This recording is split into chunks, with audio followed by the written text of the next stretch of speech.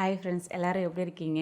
இன்றைக்கி மோகனாஸ் கிச்சனில் நாம் பார்க்க போகிற ரெசிபி சர்க்கரை பொங்கல். ரொம்ப சிம்பிளாக நம்ம கோயிலில் கொடுப்பாங்க இல்லையா, அந்த அளவுக்கு டேஸ்டியான சர்க்கரை பொங்கலை வீட்டிலேயே எப்படி செய்கிறதுன்னு தான் பார்க்க போகிறோம். ஸோ வாங்க இந்த சுவையான சர்க்கரை பொங்கலை செய்கிறதுக்கு வீடியோக்குள்ளே போகலாம். சர்க்கரை பொங்கல் பண்ணுறதுக்கு ஃபஸ்ட்டு ஒரு பவுலில் 1/2 கப் பச்சரிசி, 1/2 கப் பாசிப்பருப்பு, இது ரெண்டுமே ஈக்குவல் ரேஷியோவில் எடுத்துக்கோங்க. நீங்கள் எந்த அளவுக்கு அரிசி எடுக்கிறீங்களோ அதே அளவுக்கு பருப்பு எடுத்துக்கோங்க. ஸோ இப்போ இந்த அரிசி பருப்பை நல்லா வாஷ் பண்ணிவிட்டு எடுத்துக்கலாம். இப்போ பாருங்கள், நல்லா வாஷ் பண்ணிவிட்டேன். இதை எடுத்து நம்ம குக்கரில் சேர்த்துக்கலாம். அடுத்து இதில் தண்ணி சேர்க்கணும்.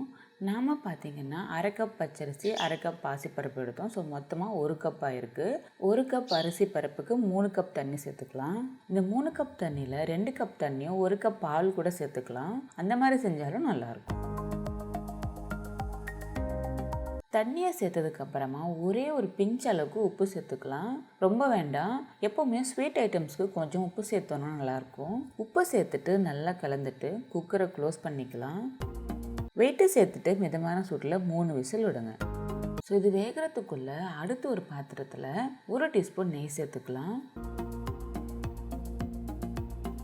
நெய் உருகினதும் ஒரு 20 கிராம் அளவுக்கு முந்திரியை நான் உடைச்சி வச்சுருக்கேன். இதை சேர்த்துக்கலாம். முந்திரி இந்த மாதிரி நல்லா கலர் சேஞ்ச் ஆக ஆரம்பித்ததுக்கப்புறமா இதில் ஒரு 20 கிராம் அளவுக்கு திராட்சை சேர்த்துக்கலாம். திராட்சை நல்லா இந்த மாதிரி உப்பி வந்ததும் நம்ம ஸ்டவ் ஆஃப் பண்ணிவிட்டு இது ஒரு பிளேட்டில் எடுத்துக்கலாம். அடுத்து அதே பாத்திரத்தில் நம்ம வெல்லத்தை சேர்த்துக்கலாம். நாம் எடுத்த 1 கப் அரிசி பருப்புக்கு 1 கப் வெல்லம் கரெக்டாக இருக்கும். ஈக்குவல் ரேஷியோவில் எடுத்துக்கோங்க. நான் பார்த்தீங்கன்னா வெல்லத்தை நல்லா பொடி பண்ணிவிட்டு அளவெடுத்துருக்கேன். நீங்கள் கட்டி கட்டியாகவே வெல்லத்தை அளவெடுத்தீங்க அப்படின்னா கரெக்டாக வராது. ஸோ நீங்கள் அந்த மாதிரி செய்யும்போது 1/2 கப் அளவு கூட எடுத்துக்கோங்க. இந்த வெல்லத்தை பாத்திரத்தில் சேர்த்துக்கலாம். அடுத்து இதில் 1/2 கப் அளவுக்கு தண்ணி சேர்த்துக்கலாம். தண்ணியை சேர்த்துட்டு நல்லா கலந்துக்கோங்க. வெல்லம் கரைஞ்சால் மட்டும் போதும், பாகு எதுவும் வர வேண்டியதில்லை. இப்போ பாருங்கள், வெல்லம் கரைஞ்சிடுச்சு. அவ்வளோதான். நம்ம ஸ்டவ் ஆஃப் பண்ணிவிட்டு இதை எடுத்து வச்சுக்கலாம். அடுத்து நம்ம குக்கரில் வச்ச சாதமும் 3 விசில் வந்துடுச்சு. ப்ரெஷரும் ரிலீஸ் ஆகிடுச்சு. இப்போ நம்ம ஓப்பன் பண்ணி பார்க்கலாம். பாருங்கள், சாதம் நல்லா வெந்துருச்சு. இது ஒரு கரண்டி வச்சு நல்லா மசிச்சுக்கோங்க.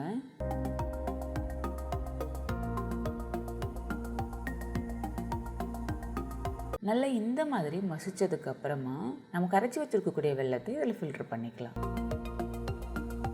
வெள்ளை கரைசலை சேர்த்துட்டு நல்லா கலந்துக்கோங்க.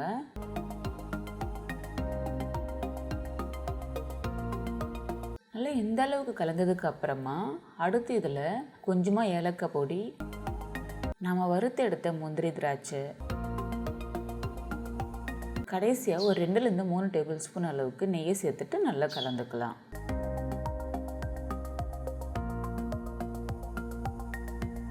இதை நல்லா கலந்துட்டு ஒரு 3லேருந்து 4 நிமிஷம் அடுப்பை சிம்மிலேயே வச்சுட்டு வேக விடுங்க.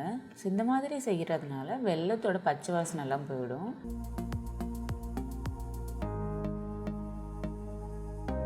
அவ்வளோதாங்க, ரொம்பவே சுவையான நம்முடைய சர்க்கரை பொங்கல் ரெடி ஆகிடுச்சு. அடுத்து நம்ம சர்வ் பண்ண வேண்டியது தான்.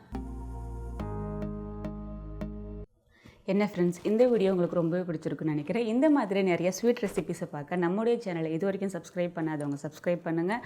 அண்ட் ஏற்கனவே சப்ஸ்கிரைப் பண்ணுங்கள். உங்களுடைய ஃப்ரெண்ட்ஸுக்கு ஷேர் பண்ணுங்கள். மீண்டும் அடுத்த வீடியோவில் சந்திக்கிறேன். பாய்.